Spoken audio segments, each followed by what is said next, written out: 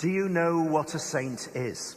Do you know what it means to stand before God in everlasting life? Do you know what God is calling you to and how to get there? These are questions that today's feast places before us. Do you know who these people are?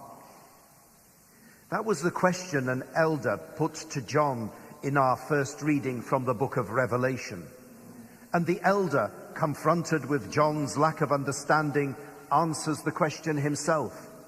These are the people who have washed their robes white again in the blood of the Lamb. So what does this imagery mean? What is the significance of all the things referred to? Well, the robe is our humanity. The blood of the Lamb is the power of Christ's passion, his suffering and death. And white is the color of closeness to God. So a saint is someone whose humanity, whose life has been brought close to God, who has been renewed by the power of the cross, by the power of the self-offering that Christ the Lamb made on the cross. There on the cross, the naked, suffering Christ gave us back the robe of our humanity, cleansed and whitened. Do you know who these people are?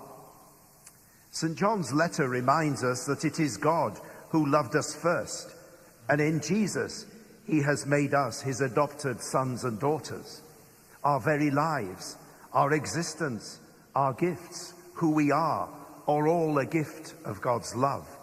We are challenged to recognize and embrace this great mystery.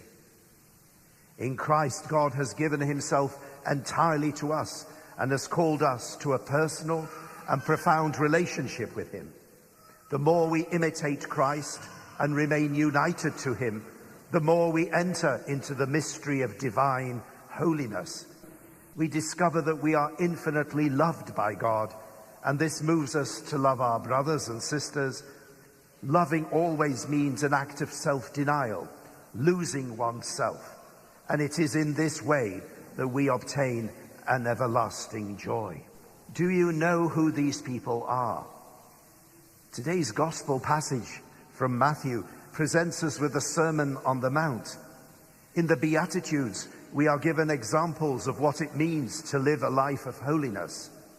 Jesus says, "Blessed are the poor in spirit, blessed are the afflicted, the meek, blessed are those who hunger and thirst for justice, the merciful, blessed are the pure in heart, the peacemakers, those persecuted for the sake of justice." In Jesus,